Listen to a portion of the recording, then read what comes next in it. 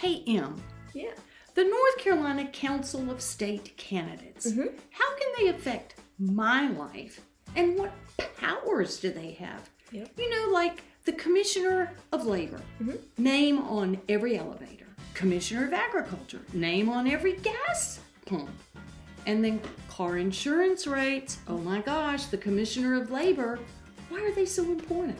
They are so important. So let's look at the structure of the North Carolina Council of State, how they get their jobs, and a few of the topics and issues that the members of the Council of State are considering. Maybe this will help you understand just how important they are. Hey, let's get to it.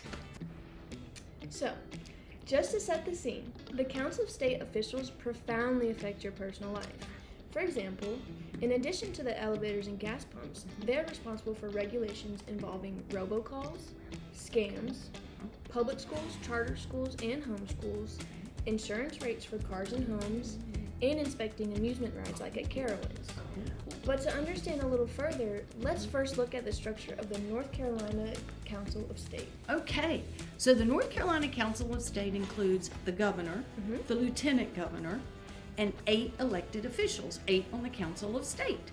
These include the North Carolina State Auditor, the North Carolina Secretary of State, the North Carolina Secretary of Treasury, the North Carolina Attorney General, the North Carolina Superintendent of all the public schools, and the Commissioners of Agriculture, Insurance, and Labor. That is quite a few elected officials, and they're all important to the executive branch. They serve in the same branch as the North Carolina governor. Oftentimes, the governor has to work with the Council of State, who belongs in the opposing political party. Whoa, that could really be tough. Another interesting difference, the elected Council of State is different than the appointed North Carolina cabinet. See the link at the end of the video. That's very different from the United States, who only has a cabinet to help the president but no elected councils. So another question, how does the North Carolina Council of State officials get their jobs? Am I involved at all? I love that question. And here is the first reason we want to pay careful attention. Okay. Unlike the appointed North Carolina cabinet, the elected Council of State officials are chosen in elections every 4 years. So we, the voters, get to choose who is setting our insurance rates, who's prosecuting the scammers, and who's regulating robocalls and roller coasters, for example. Wow, North Carolina gives voters tremendous power in our state government, and the voters are trusted to pay attention and cast informed votes. And we can change the Council of State every 4 years.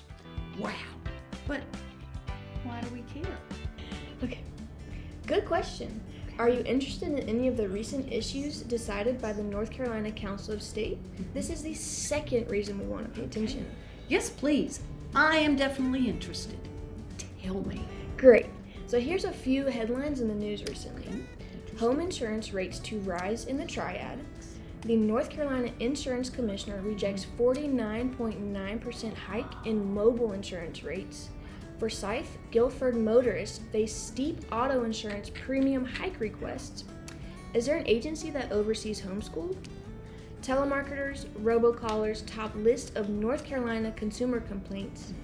And amusement park safety. What even goes into inspections of North Carolina? Hey, right. These headlines involve the North Carolina Commissioner of Insurance, the North Carolina Superintendent of Public Schools, and the North Carolina Attorney General. They're all on the Council of State. Wow. It sounds like these issues controlled by the North Carolina Council of State can affect us and our friends and families personally.